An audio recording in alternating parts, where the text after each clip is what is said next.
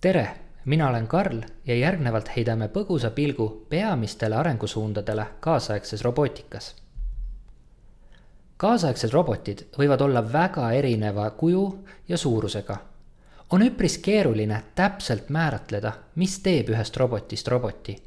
Seetõttu on palju lihtsam vaadelda erinevaid roboteid ja nende kasutusvaldkondi ning seeläbi visandada üks pisut hägusate piiridega, ent siiski konkreetne pilt sellest, mida mõtleme, kui ütleme robot.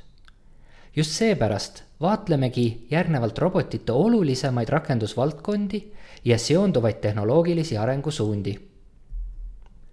Kui me loendaks kokku kõik maailma robotid, siis järeldaksime, et üle kogu maakera on kõige rohkem rakendatud niinimetatud tööstusroboteid.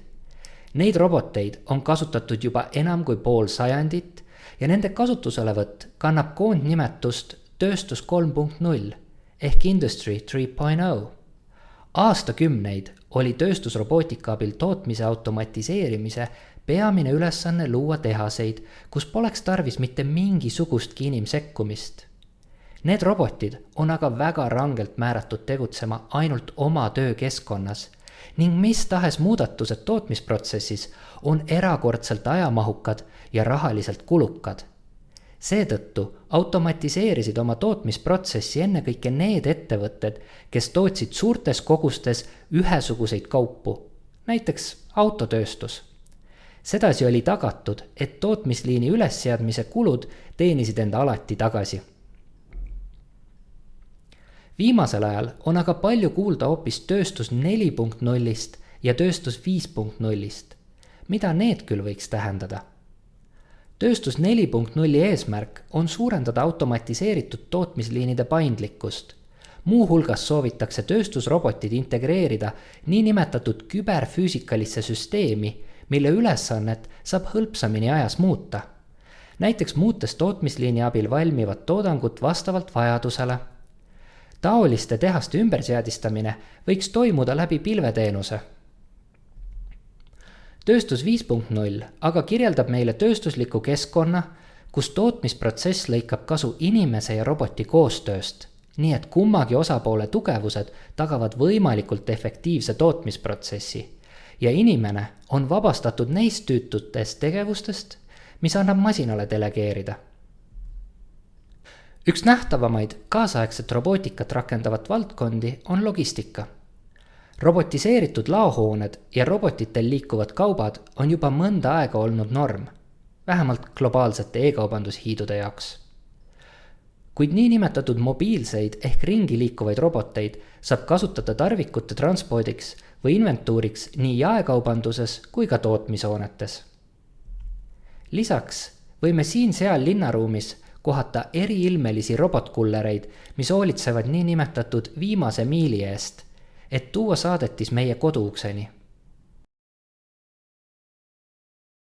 Ajalooliselt on üks peamisi robotitehnoloogia arenguvedureid olnud võimalus lähetada robotid sinna, kuhu inimesed minna ei saa või kuhu inimese saatmine on väga ohtlik. Olgu selleks siis näiteks varisemisohtlikus katastroofipiirkonnas pääsenute otsimine, radioaktiivsete keskkondade koristamine või uute planeetide ja asteroidide uurimine. Põllumajanduses kiirustab robootika arengut tagant vajadus just hooajalise tööjõu järele. Näiteks, kui maasikad suve algul valmivad, tekib tohutu vajadus abikäte järele, kes need maasikad kiiresti ära nopiks. Kuid juba mõni nädal hiljem võivad need abikäed tühjalt passima jääda.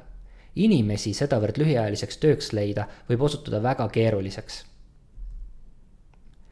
Tervishoid on valdkond, kus robotid saavad meid aidata päris mitmel rindel.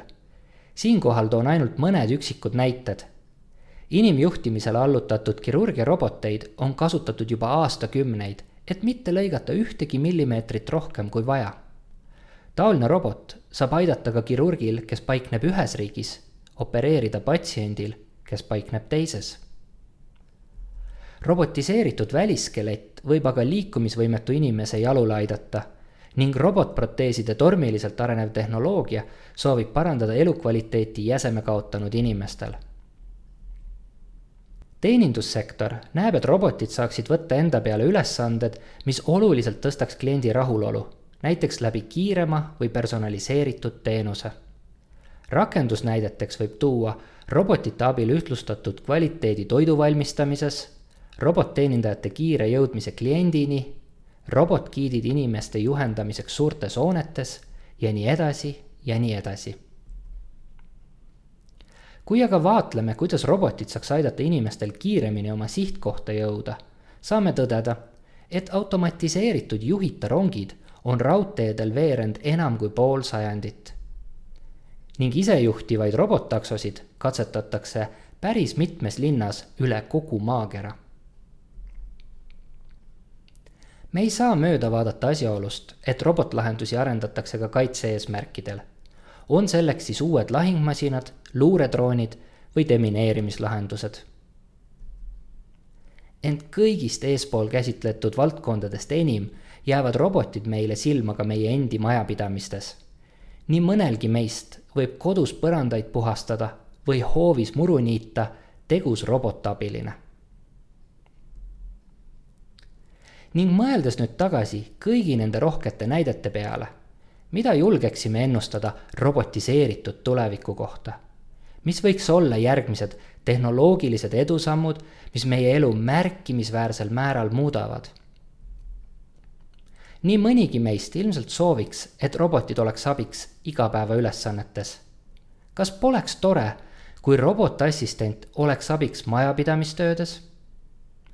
Kõige lähim tehnoloogiline abimees, mis paljudel meelde tuleb, on nutitelefon. Vaat kui meil oleks robotabiline, mis teeb ükskõik mida, seni kuni selle jaoks on olemas äpp.